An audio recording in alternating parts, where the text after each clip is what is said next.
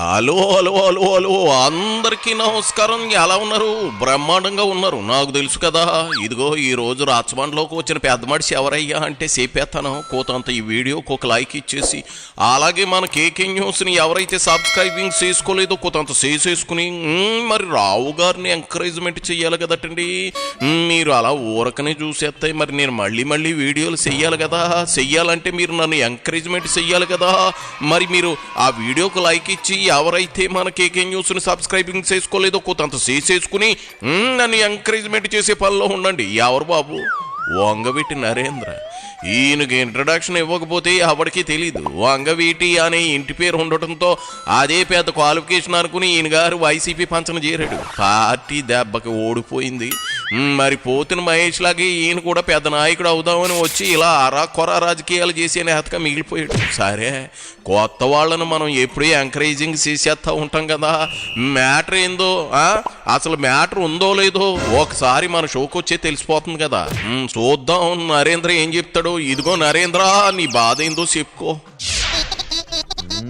రాజకీయాల పరిస్థితులు రోజు రోజుకి కూడా ఒక వింత రూపునన్నే అందుకుంటున్నాయి. ఎందుకంటే ఒక వారం క్రితం ఒక రియల్ ఎస్టేట్ వ్యాపారి అయినటువంటి దస్తగిరిని కడపలో హత్యకు గురైతే, అది ఆ వ్యాపారి దస్తగిరి అన్న ఆయన మారమ్మ జాతరకి వెళ్తే అక్కడ ఏదో డీజే విషయంలో ఓ రెండు వర్గాల మధ్య వచ్చినటువంటి ఒక చిన్న వివాదం తర్వాత ఆ రెండు వర్గాలు కొట్టుకుని దానిలో దస్తగిరి యొక్క కొడుకు కొన్ని దెబ్బలు బాగా తగలటం వల్ల హాస్పిటల్లో అడ్మిట్ చేస్తే, ఇదే దస్తగిరి వాళ్ళ కొడుకుని రిమ్స్లో హాస్పిటల్లో చూడటానికి వెళ్ళినప్పుడు అతి దారుణంగా వాళ్ళ ప్రత్యర్థుల ద్వారా చంపేయబడ్డాడు. నీకు ఈ సబ్జెక్ట్ మీద మాట్లాడమని చెప్పిన యాదవ్ ఎవడో ముందు ఆడి పేరు చెప్పు. బేదవాడ వాసుకి రాయలసీమ ఫ్యాక్షన్ గొడవలతో సంబంధం ఎటుంటదో చెప్పు. ఆయన దాస్తగిరి అనే వ్యక్తి పెద్ద దాస్తగిరి అని పిలుస్తున్నారు.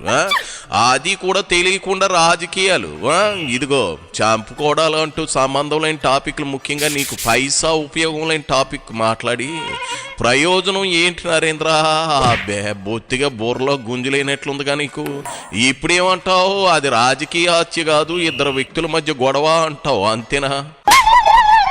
దానిని మాజీ డిప్యూటీ మేయర్ అయినటువంటి నిత్యానంద రెడ్డి గారి హస్తం ఉందని, అది ఆయనే చేయించారని చెప్పని ఆయన మీద నింద మోపుతూ దాని నుంచి వైఎస్ జగన్మోహన్ రెడ్డి గారికి ఆపాదించడం అనేది ఎంత హాస్యాస్పదంగా ఉందంటే, అంటే దీనినే పనిగా పెట్టుకుని ఇద్దరు, నిన్నేమో మంత్రి రామానాయుడు గారు, ఇవాళ పార్థసారథి గారు, వాళ్ళ శాఖల్ని వదిలిపెట్టేసేసి వాళ్ళకిచ్చిన బాధ్యతలను వదిలిపెట్టేసి జగన్మోహన్ రెడ్డి గారి మీద ఇంత సిగ్గు లేకుండా, కొంచెం కూడా సిగ్గు లజ్జ లేని అసలు వాళ్ళ ప్రవర్తన, వాళ్ళ యొక్క స్పీచ్ వింటుంటే చాలా ఆశ్చర్యంగా ఉంది.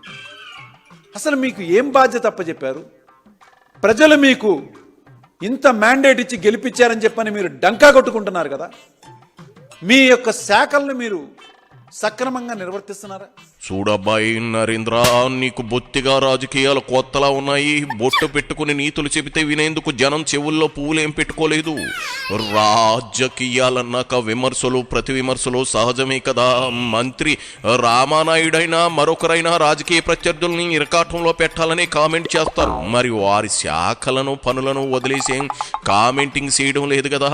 అంచేత నువ్వు సంబంధం లేని వ్యక్తుల గురించి, ఎలాంటి సంబంధం లేని టాపిక్ గురించి మాట్లాడడం లేదా చెప్పు.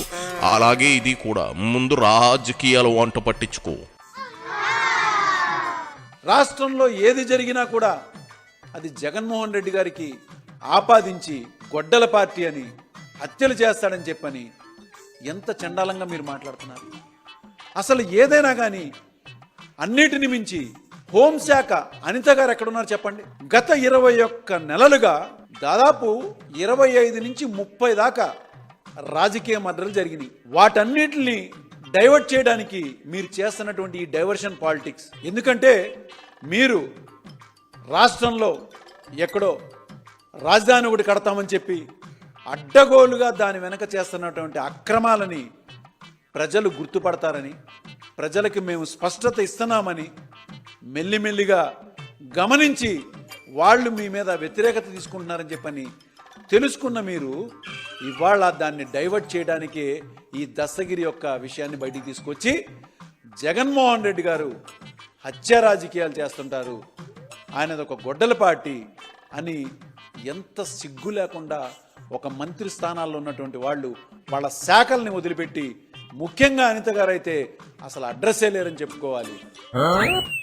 ఇది రాజకీయ హత్య కాదు అని చెబుతుంది మీ వైసీపీ వాళ్ళే. మళ్ళీ నువ్వేంది నరేంద్ర ఇట్టా దాన్ని కూడా రాజకీయం చేసేస్తా ఉన్నావు? వంట పట్టించుకోమనిగా రాజకీయం అంతలా ఎక్కేసిందా నెత్తికి? ఇదిగో ఆయన గొడ్డల పార్టీ అనకి ఏమంటారు? ఎందుకు అంతలా గింజుకుంటా ఉన్నావో నేను విషయం అడుగుతాను చెప్పు. అసలు పులివెందుల్లో జగన్ కనుసాగి చేయకుండా ఏవైనా హత్యలు జరుగుతాయా? అది అతగాడి కోట అని మీరే చెప్తారు కదా. పులివెందుల పులి ఆకలికి మరో అమాయకుడు బలి అయ్యాడు, అంతే కదా. అన్నట్లు హోంమంత్రి అనిత గురించి అడిగావు కదా, సచివాలయంకి వెళితే కనిపిస్తుంది ఆవిడ. నేనేమైనా రికమెండేషన్ చేయమంటావా? ఏళ్ళు కలుస్తావా చెప్పు.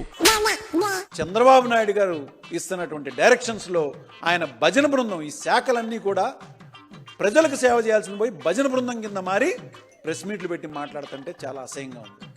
దేని గురించి మీరు మాట్లాడుతున్నారు? మీకు ఇచ్చిన బాధ్యత ఏంటి? డెవలప్మెంట్ దృష్టిలో మీరు ఎక్కడైనా పెట్టారా? ఎక్కడైనా కానీ సక్రమంగా ₹1 ఇన్వెస్ట్మెంట్ జరిగిందా? చెరువుల్లాగా ఉండేటువంటి స్థలాల్లో కొన్ని లక్షల కోట్లు మీరు దారబోసి ప్రజాధనాన్ని అడ్డమైన అప్పులు చేసి అక్రమంగా దోచుకోవడానికి మీరు చేస్తున్నటువంటి నిర్వాకాన్ని డైవర్ట్ చేయడానికి ఈ పాలిటిక్స్ అని చెప్పాలి. రాజకీయాల గురించి, రాజకీయ హత్యల గురించి మాట్లాడుకుంటే ఎవరిది ఏం చరిత్రో నేను స్పష్టత ఇస్తాను, తీసుకోండి. అసలు ఈ హత్య రాజకీయాలు అనే దాని విషయానికి వస్తే దాని పేటెంట్ చంద్రబాబు నాయుడు అని చాలా స్పష్టంగా చెప్పచ్చు. హత్యలు చేసేది, తర్వాత నిందలు వేసేది కూడా ఆ చంద్రబాబు నాయుడు గారు. ఎందుకంటే మొదటి నుంచి కూడా ఆయనది అదే వ్యవహార శైలి.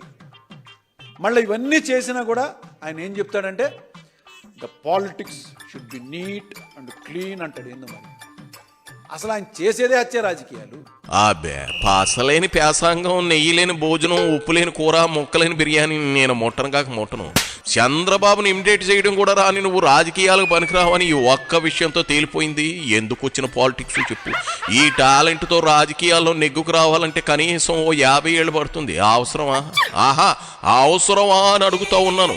బోర్ కొడతా ఉంది. నువ్వు వెళ్ళి మళ్ళీ రాకు, అటు నుంచి అటు వెళ్ళిపో.